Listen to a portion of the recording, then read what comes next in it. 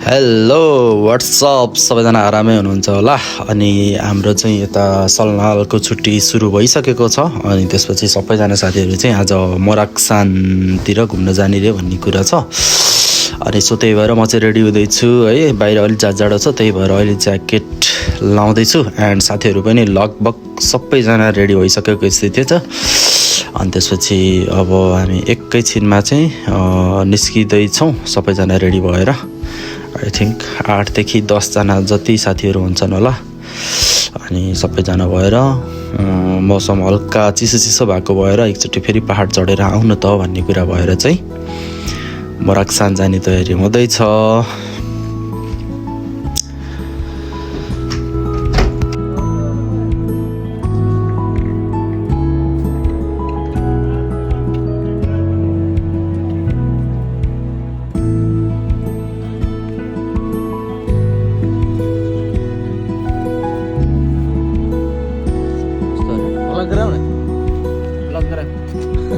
Blog चाहिँ किन गर्ने?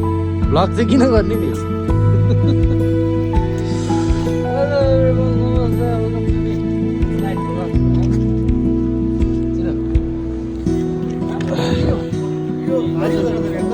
आमामा भाइलाई के साह्रो ह्यान्डसम देख्यो यार। ल समेश त्यस्तै ह्यान्डसम भन्ने कुरो हो। भन्ने कुरो हो होइन, ह्यान्डसमको त पराकाष्ठ हो क्या।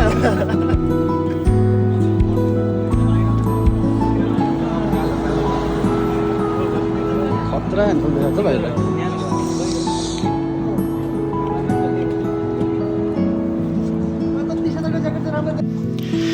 अनि मोराक्सान चाहिँ खासै टाढा होइन, हाम्रो कम्पनीबाट झन्डै अराउन्ड 20 देखि 30 मिनट जति बिस्तारै हिँड्दाखेरि पनि पुगिन्छ। अनि त्यसपछि खासै टाढा थिएन। अनि सो त्यसले गर्दाखेरि चाहिँ सबैजना हिँडेरै जाउँ भन्ने कुरा भयो। अनि हामीले यहाँ मिस गर्नेछौँ हाम्रो सेसु।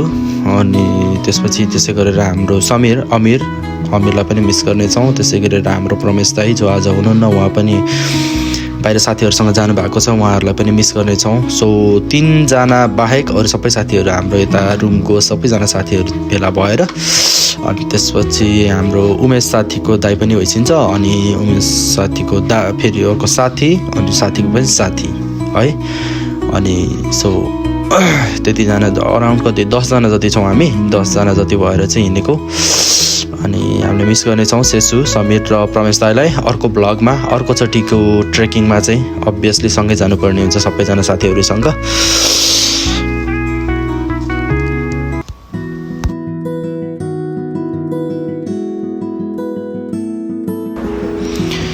हामी चाहिँ लगभग कोरियाको सुरुवाती चरणहरूमा धेरै नै घुमिन्थ्यो, पहाडहरू चढ्ने यताउता गरिन्थ्यो। तर पछिल्लो समयहरूमा चाहिँ हामी कतै पनि घुम्न जाने ओर्ने यताउता केही पनि गरेको थिएन। अनि परेश भाइ पनि हामीसँग धेरैचोटि घुम्न गइसकेको छ। तर पछिल्लो जुन ग्वानाक्सान जाने क्रममा चाहिँ ऊ हामीसँग थिएन। र त्यही भएर पनि यो चोटिको पहाड चढ्ने बेला चाहिँ उसलाई नछुटाइकन लानुपर्ने भनेर भनिरहेको थियो भाइले। सो त्यसले गर्दाखेरि भाइलाई नछुटाइकन हामी लाग्यौँ पहाडतिर। पहाड चढ्न सुरु भयो लगत्तै। सुरुमा त जोस जाँगर सहित एकदम धेरै स्वस्फूर्तका साथ सबैजना हिँडिरहेका थियौँ।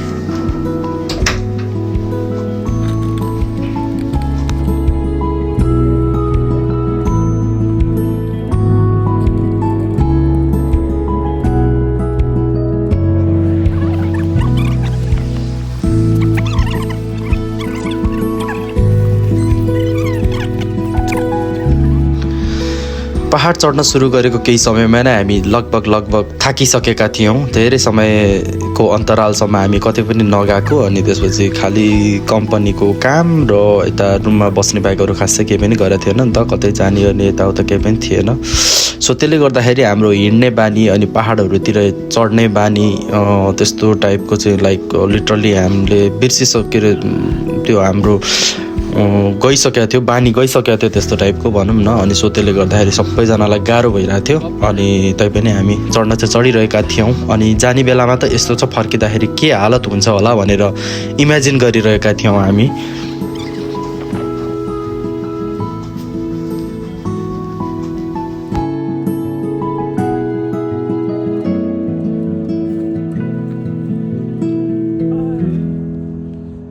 चल्दैछु फोटो खिच्नेहरू यहाँ ग्रुपमा कसो भिडियो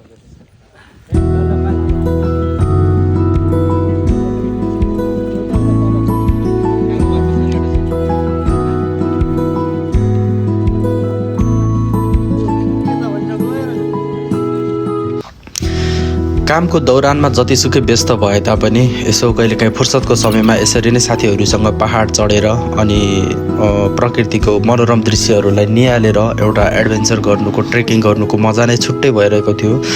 तथापि हामी धेरै थाकिरहेका थियौँ, सबैजना लगभग गलेर हिँड्न नसक्ने स्थिति थियो। तैपनि हामी आफ्नो गन्तव्यमा त पुग्नु नै थियो। सबैजना अनवरत रूपमा थाके पनि हिँडिरहेका थियौँ।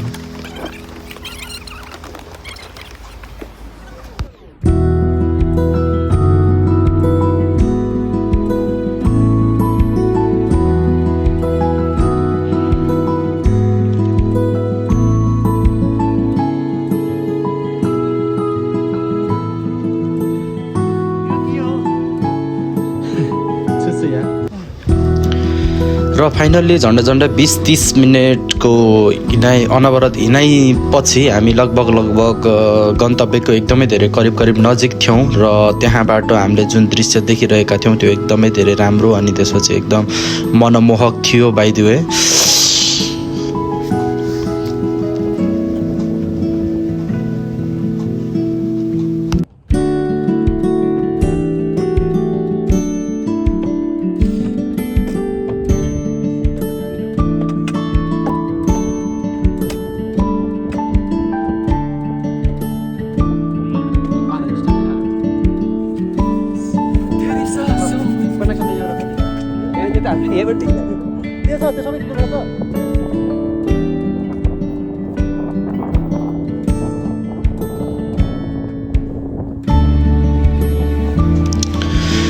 र त्यहाँ बसेर हामीले त्यहाँबाट देखिने एकदमै मनोरम दृश्यहरू जुन त्यहाँबाट निहाल्न सकिन्छ, हेर्न सकिन्छ, त्यो दृश्यहरूलाई अवलोकन गर्दै थियौँ। एकदमै धेरै आत्मसन्तुष्टि मिलिरहेको थियो, एकदमै धेरै रमाइलो भइरहेको थियो।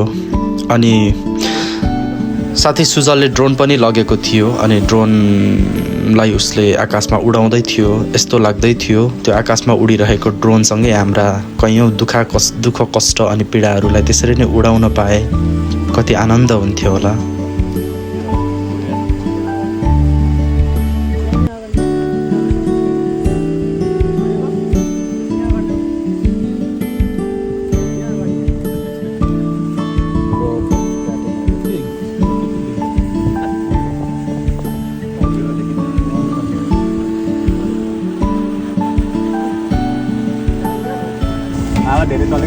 कमल यतापट्टि दाँत अलिकति दाँत देखाउने बन्द गर्नु देखाउने पुरै जुम भइरहेको दाँत पो हेरिरहेको उसको त काट्नु पनि केही छैन भयो चिल्लो छ सबै।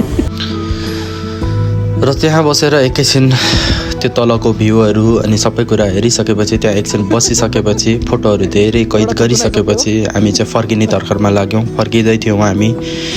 अगाडि रमेश भाइ, कमल, त्यसै गरेर परवेश भाइ अनि म, पछाडि अरू साथीहरू।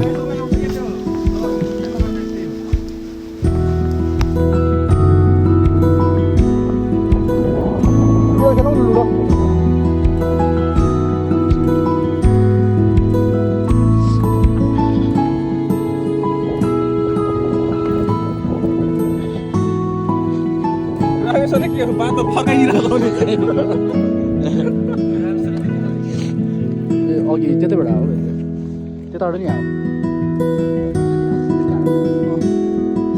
त्यताबाट नि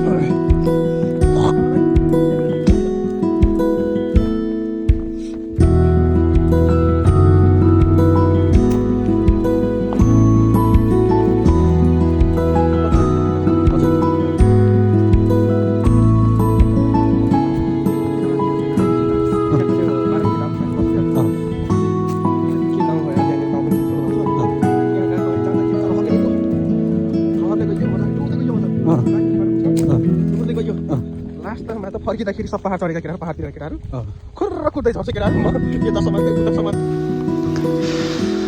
यो परदेशको ठाउँमा जहाँ न आमा बुवा होइसिन्छ न कोही आफन्त, जहाँ साथीभाइहरू नै हाम्रो लागि आफ्नो आफन्त जस्तै हुन्छ। दुःख सुख पर्दाखेरि हेल्प गरिदिने साथीभाइ बाहेक अरू कोही पनि हुँदैन। त्यस्तो ठाउँमा एक हप्ताभरि काम गरेर गलेको शरीर अनि थाकेको मस्तिष्कलाई रिफ्रेस गर्नको लागि भए पनि यसरी साथीहरूसँग बाहिर यसो रिफ्रेस हुनको लागि घुम्न जान पाएर एकदमै धेरै आनन्दित महसुस गरिरहेको थिएँ। तर सुरुवाती चरणमा जाने बेलामा जस्तो उत्साह थियो, झर्ने बेलामा एकदमै धेरै खुट्टा दुखिरहेको पनि थियो अनि गलिरहेको थियो। तथापि फर्किनु त थियो नै। त्यही सोचेर हामी सबैजना फर्किरहेका थियौँ।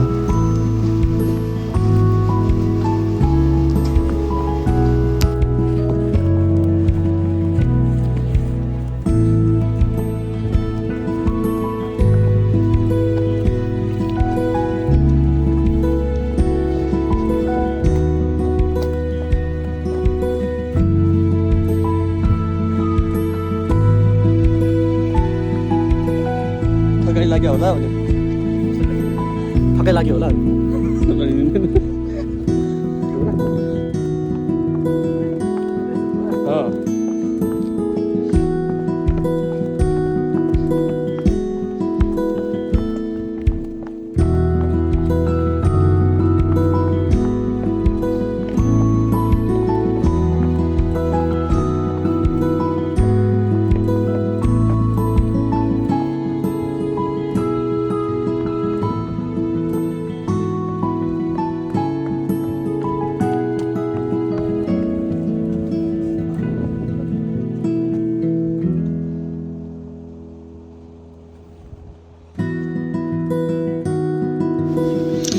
जीवन सजिलो छैन तर असम्भव पनि छैन। आज जे जति सङ्घर्ष गरिरहेका छौँ त्यो सबै भोलिको उज्यालो भविष्यको लागि हो। कहिलेकाहीँ थाकिन्छ, कहिलेकाहीँ हारिएको जस्तो लाग्छ, तर याद राखौँ हाम्रो सपना हाम्रो डरभन्दा ठुलो हुनुपर्छ। मेहनत गरिराखौँ, विश्वास राखिराखौँ, एक दिन अवश्य सफलता हाम्रो ढोका ढकढक्याउनेछ। सो त्यसैले कसैले पनि मेहनत गर्न छोड्नु हुँदैन भन्दै आजको भ्लगलाई चाहिँ यतिमै रोकाउँदै फेरि अर्को भ्लगमा सबैजनासँग भेट्ने बाचासहित अहिलेको लागि छुटिन चाहन्छु। अहिलेसम्म भिडियो हेरिदिनु भएकोमा सबैजनालाई धन्यवाद। अनि च्यानलमा नयाँ हुनुहुन्छ भने लाइक, कमेन्ट अनि सेयर गरेर आफ्ना साथीहरूसम्म पुर्याइदिनु हुन र च्यानललाई सब्सक्राइब गरेर मैले भिडियो हाल्ने बित्तिकै सबैभन्दा सुरुमा नोटिफिकेसन आउने बनाइराख्नको लागि अनुरोध गर्दछु। Okay, thank you.